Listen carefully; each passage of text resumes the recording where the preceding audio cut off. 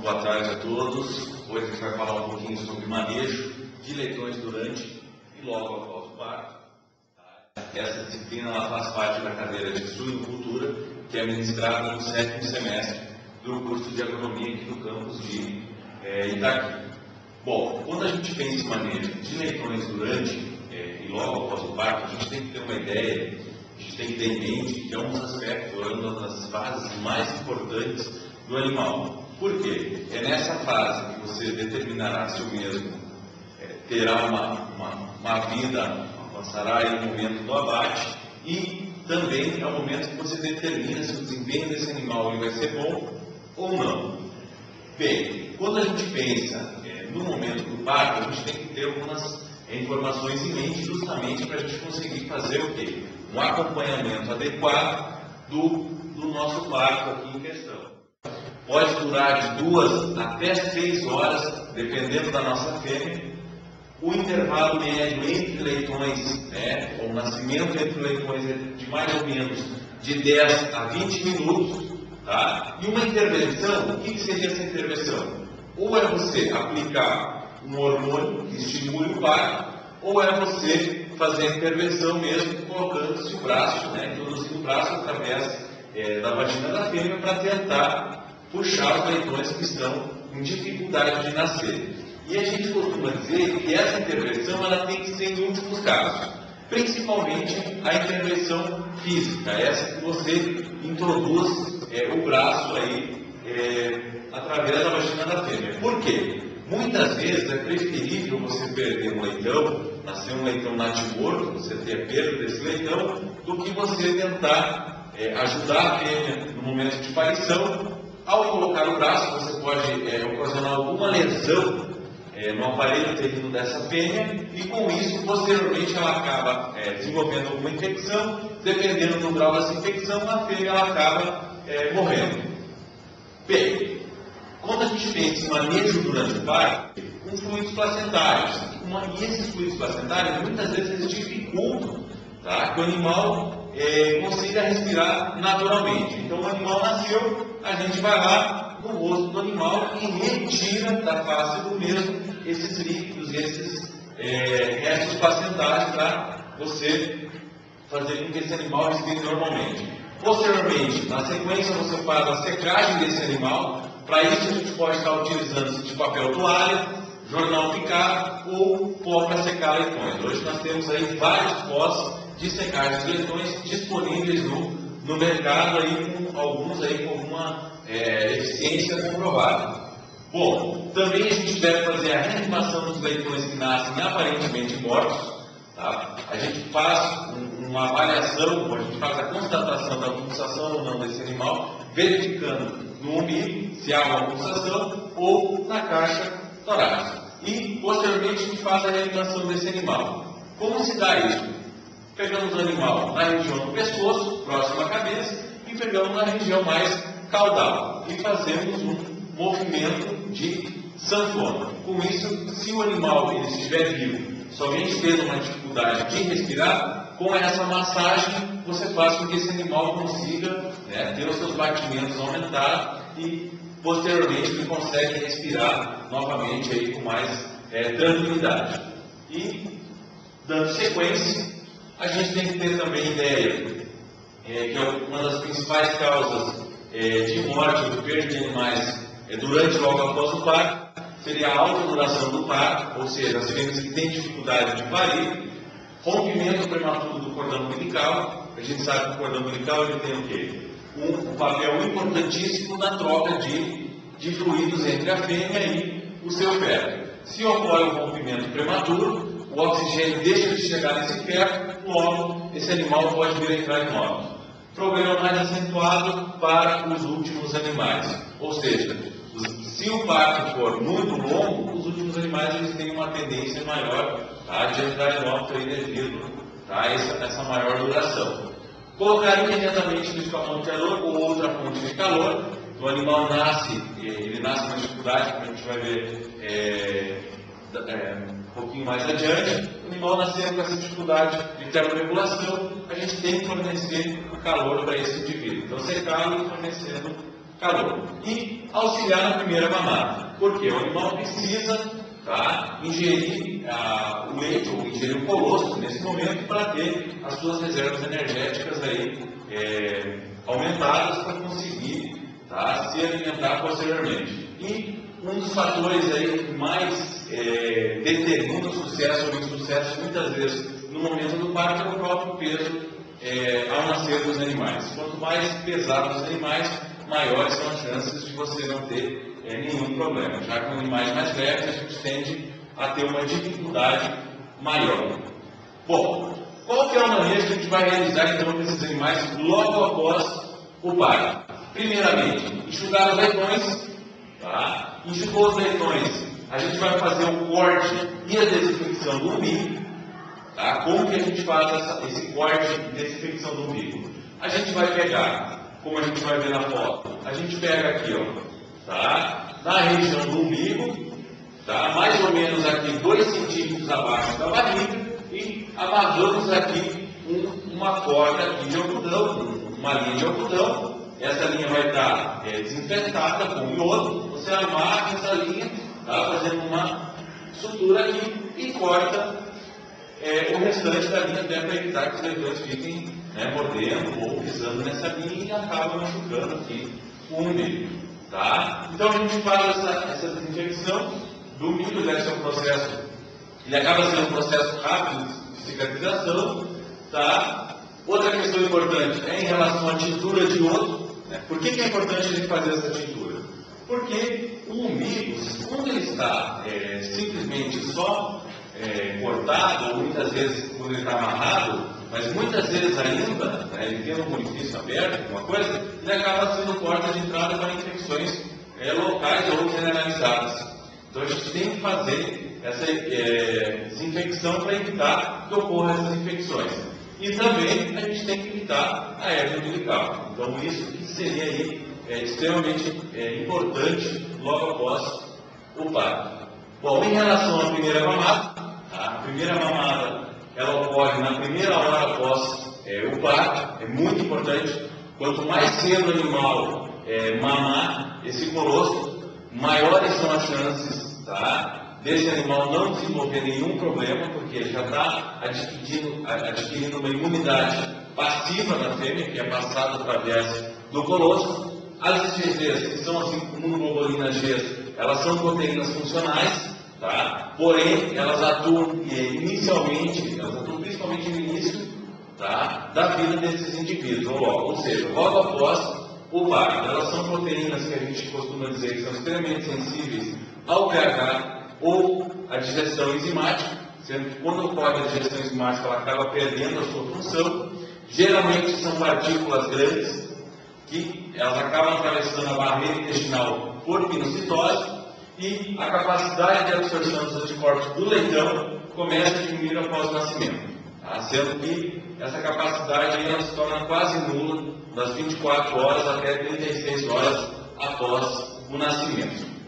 Bom, as glândulas mamárias elas são divididas em 3 grupos, tá? Então as fêmeas elas têm as glândulas mamárias peitorais, tá? Seriam essas glândulas mais próximas à face da fêmea. Essas glândulas elas são tidas como onde ocorre a maior produção de leite. Esse leite é mais adocicado e também possui um maior teor de gordura. Mais fácil para descer o leite, e os dedos são mais compridos, o que facilita muitas vezes a mamada. E também temos os dedos abdominais e os dedos inguinais. A gente observa muito, a nível prático, a nível de campo, que geralmente já nas leitegadas, logo após o nascimento, a gente começa a observar que há uma dominância dos leitões maiores. Se a gente observar esses leitões maiores, qual a tendência que eles têm? Em procurar os dedos peitorais, justamente porque é onde ele vai conseguir aí um leite mais adocicado, um leite melhor para a sua mamada. Então a gente tem que ter um cuidado, porque senão os outros animais não vão conseguir chegar nesses dedos. Outro manejo importante é colocar os leitões mais fracos a mamar separados dos demais, tá? Isso nos primeiros a 5 dias de vida. Então os animais vieram aqui, começaram todos eles em conjunto a fazer a mamada. Todos os leitões mamados prende no escamoteador e tenta fazer um trabalho individual com os leitões mais fracos. Bom, ainda em relação ao manejo dos leitões, então é importante a gente fazer o corte e o desgaste, ou o desgaste dos dentes, tá? No nascimento, esses animais eles vão nascer com 8 dentes, tá? Os caninos e os pré-molares. Após o consumo de colostro, tá? Aí com 24 a 48 horas após o parto, a gente vai fazer o corte desses dentes. Mas professor, por que a gente não faz esse corte desses dentes logo após o nascimento? Bom, é muito simples. Se você cortar o dente do animal logo após o nascimento, esse corte ele vai causar o quê? Uma injúria no dente do animal, certo? Essa injúria muitas vezes vai ocasionar no animal ele sentir um pouco mais de dor, ele sentir dor. E isso vai limitar o consumo dele de colostro. E a gente precisa que ele se amamente nessa fase. Então a gente não pode fazer nada, né, que cause uma situação de estresse desse indivíduo e ele deixe de mamar por isso. Tá? Outra questão, por que fazer esse corte? Por que é tão importante fazer o corte dos dentes desses animais? Bem, primeiro, porque ele acaba ocasionando o quê? Lesão nos dedos da fêmea, e essa lesão continuada, ela acaba sendo o quê? Um foco, ela acaba ocasionando aqui problemas relacionados à mastite.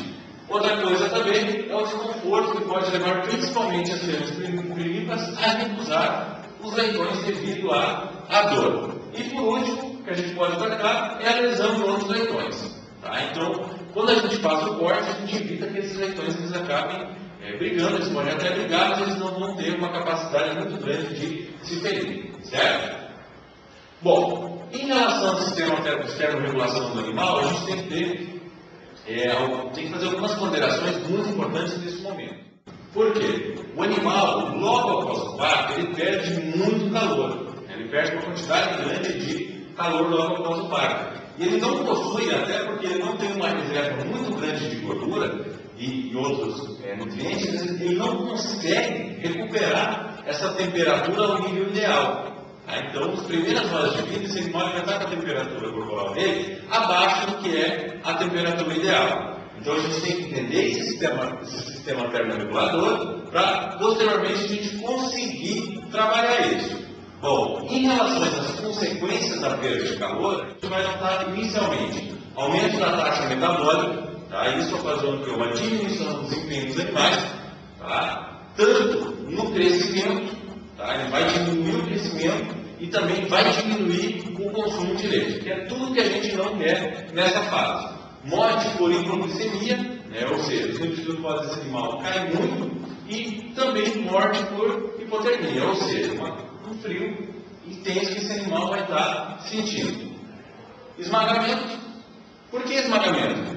Qual que é a reação do animal para tentar recuperar calor? A gente sabe que o animal, um dos mecanismos mais eficientes que ele tem para tentar tanto adquirir calor como dissipar calor é pela condução. Então, nesse momento aqui, para ele tentar conseguir atingir a sua temperatura adequada, ele vai se encostar na fêmea, tá? Para captar o calor adquirido da fêmea. No entanto, isso é um grande desafio nas granjas. Por quê? Aumenta-se muito a mortalidade por esmagamento. Tanto é, uma das primeiras perguntas que a gente tem que fazer quando a gente se depara com uma situação dessa nas granjas, tem barra de esmagamento ou não tem? E a gente tem que avaliar a sua adoção. Suscetibilidade a infecções, tá? Principalmente por Escherichia coli, enterotóxico congênito, ou seja, a coli que causa diarreia, por falta justamente da proteção aí passiva, né, através da imunidade. Bom, o escamoteador é uma das alternativas que a gente tem para tentar fornecer esse calor suplementar ao animal. É um ambiente adequado aos leitões sem alterar ou prejudicar o bem-estar da porta. Então a gente consegue obter aí uma temperatura ideal para o leitão em torno de 30 a 32 graus. Tá? Nas primeiras horas, preferem ficar próximo da mãe. Então a gente vai ter que pegar esse animal e treinar ele a usar esse escamoteador, senão ele não vai para o escamoteador. Geralmente a gente tem um piso seco, tá? Tem que ser um piso seco, com uma pequena camada de cama nos primeiros dias. E sendo que essa cama, ela deve ser trocada diariamente, mais de uma vez por dia, aonde nós tivermos aí porção molhada nessa cama. Bom, a vantagem do uso do escamoteador, primeiramente, nós conseguimos o quê? Um ambiente independente para esse leitão, independente da maternidade. Então, a maternidade, a temperatura da porta pode estar no ideal para fêmeas, em torno de 16 a 18 graus, mas vocês conseguem criar um ambiente que, de repente, o calor, ou a temperatura aqui dentro do escamoteador vai ter em torno de 30 a 32 graus. O calor ele acaba sendo distribuído de forma uniforme, tá? Pelo escamoteador não ser um local muito grande, evita a presença de correntes de ar, isso também é um fator muito importante, evita o esmagamento, porque o animal vai estar seguro no escamoteador e menor índice de mortalidade dos leitões na maternidade, com o uso do escamoteador. Bom, essas três figuras elas são muito interessantes porque elas ilustram três situações bem específicas. Na primeira situação, o que a gente observa? O animal está numa situação de conforto, ou seja, a minha lâmpada, vejam bem, aqui está a minha fonte de calor, uma lâmpada incandescente. Essa lâmpada está fornecendo um calor uniforme dentro do meu escamoteador, logo os leitões eles estão tranquilos. Tá? Na foto 2, o que a gente vai observar? Esse calor aqui, ele não estava sendo fornecido de forma adequada, ou eu tinha uma corrente de ar dentro do escamoteador, por alguma rachadura, por alguma imperfeição dentro do escamoteador. Logo, os animais eles começam a defecar esse escamoteador, eles usam o escamoteador como um banheiro, e eles acabam não ficando nesse ambiente. E na última foto a gente observa o quê? Um excesso de calor. Essa lâmpada aqui, ela está muito baixa, ela está muito próxima aqui ao piso. Com isso, esquenta muito o ambiente e os animais eles não conseguem ficar dentro desse ambiente. Bom, diferente do modelo dos escamoteadores, são vários modelos que nós encontramos nas granjas, o escamoteador ele deve ser bem manejado. Tá? Por quê? A gente observa nessa foto que o nosso piso escamoteador ele está todo cheio de fezes dos animais. Por quê? Provavelmente nós tínhamos aqui uma corrente de ar, ou nós tínhamos um ambiente muito gelado dentro do escamoteador, então fora da sala, de repente, próximo da fêmea, estava numa situação de calor melhor para esses animais. O que eles fizeram? Eles começaram a defecar dentro desse escamoteador. O que para nós é bom, por quê? É um indicativo de que alguma coisa não está certa. E a gente tem como remediar isso. Tá? Tem que descobrir o porquê ou qual é a falha que a gente está tendo no manejo desse escamoteador. A gente consegue reverter isso, logo os animais começam a usar novamente esse ambiente. Se a gente não conseguir corrigir isso, o que vai acontecer? Os animais eles ficarão aqui, tá? Dentro da cela da fêmea, passando frio, ou correndo o risco de serem esmagados pela mesma. Bom, basicamente seria isso, tá, gente? O que a gente tem que ter em mente quando a gente trabalha com esse manejo logo após o parto é que a gente está trabalhando com os futuros animais que irão para abate. Então, se a gente não trabalhar esses animais de forma adequada no início da vida deles, isso irá repercutir ao longo da vida deles. Seja por uma conversão alimentar mais alta, seja por um ganho de peso menor e, consequentemente, um peso aí menor ao abate, ou o peso que pode estar até dentro do que o frigorífico exige, só que você teve um custo maior de produção para alcançar esse peso. Muito obrigado, grande abraço, tchau, tchau.